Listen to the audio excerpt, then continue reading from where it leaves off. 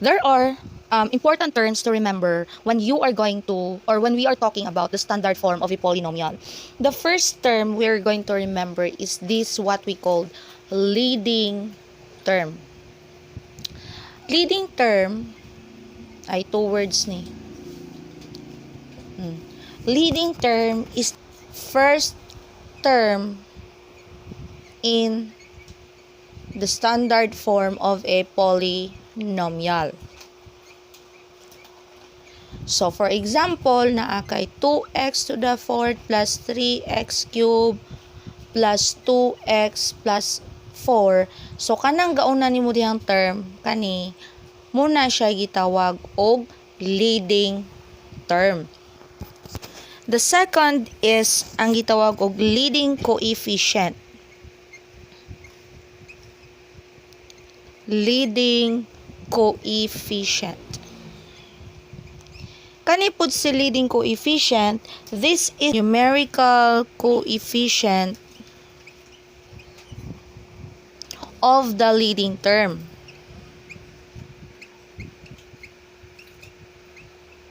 So if example, ang imong leading term is dito ta sa tong example nga 2x to the 4th plus 3x cubed plus 2x plus 4, if ang ato ang leading term is kani, ang ato ang leading coefficient is si 2. Kay mao may iyahang numerical coefficient. Numerical coefficient kanang number or constant nga tapad or kauban sa variable ana nga term. So ang ato ang leading term or gauna nga term is si 2x to the 4th. Ang ato ang variable is si x. Ang kauban niya nga constant kay si 2, mao ni siya numerical coefficient. And since that's the numerical coefficient of the leading term, that is your leading coefficient.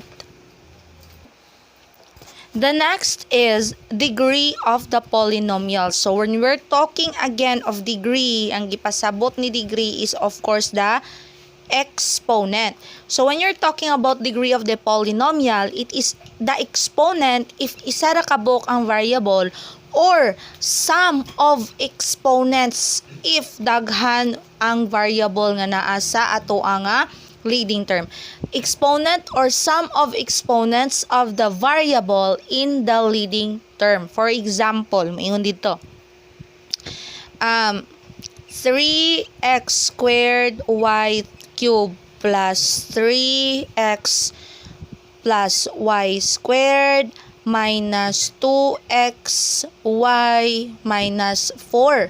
So, sama na to na siya pagkabalo kung pila iyahang degree of polynomial nga daghan man siyang variable. So atong i-plus ang iyahong variable para mo justify niya to ang sum of exponents.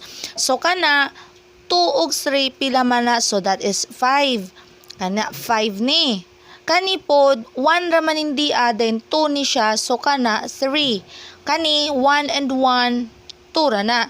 So unsa may nag-unaan na ron, what is the leading term? So ang leading term is kanig yung kana ra gihapon gauna nga 3x squared y cubed because the total or the sum of their exponents kay 5.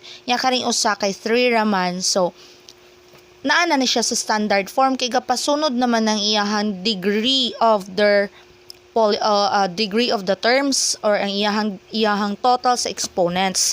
So in this example, this is already in a standard form. So that is all about degree of the polynomial.